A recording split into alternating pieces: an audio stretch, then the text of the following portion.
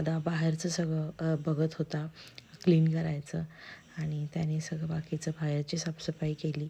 मंजिरी पाणी मारून देत होती, तो झाडून घेत होता. त्यानंतर मामा पण आले हेल्प करायला आणि इथं माझं मॅरिनेशन आता रेडी आहे.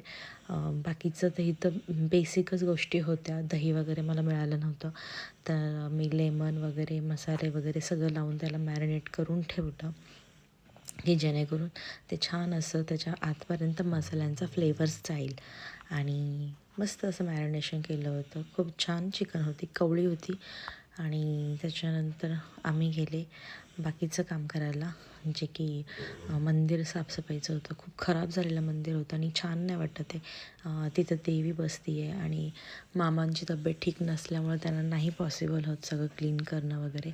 आणि लेडीजची कामं लेडीजच करू शकतात. त्याच्यानंतर माझ्या डोक्यात आलं की चला आपण करूया तेवढं, ते छान वाटेल आणि प्रसन्न वाटेल.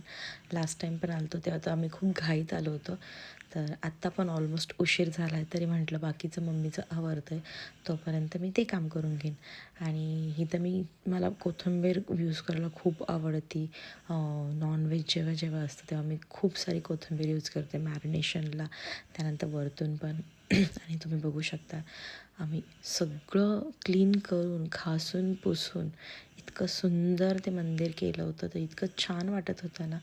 नंतर हे लोकांनी भेळ आणली होती गावातून जाऊन आणि ह्यांची मस्त पार्टी चालली होती. फक्त आम्ही कामामध्ये होतो, तर आम्हाला जास्त ह्यांच्या पार्टीमध्ये जाता नाही आलं. आणि माझी पूजा होत आलेली आहे. खूप सुंदर देवीचं रूप खुलून दिसत होतं. साफसफाई झाल्यानंतर छान अशी दिवाबत्ती केली आणि खूप प्रसन्न वाटत होतं वातावरण. मला असं बिलकुल आवडत नाही देवाला न दिवाबत्ती करता घरात वावरणं. मला पहिलं दिवाबत्ती वगैरे लागती, देवाची पूजा लागती आणि खूप पॉझिटिव्ह अशी एनर्जी येते.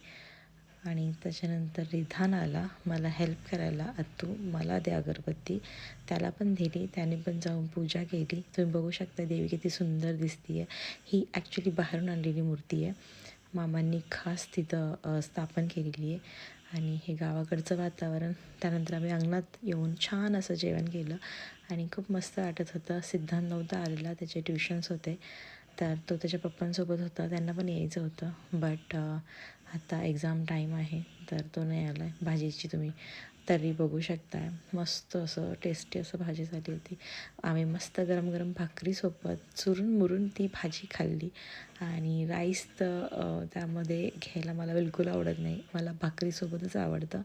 आणि सगळ्यांनी माझ्यासारखंच नंतर खायला स्टार्ट केलं, त्यांना पण खूप आवडलं. गावाकडची नेहमीच असं होतं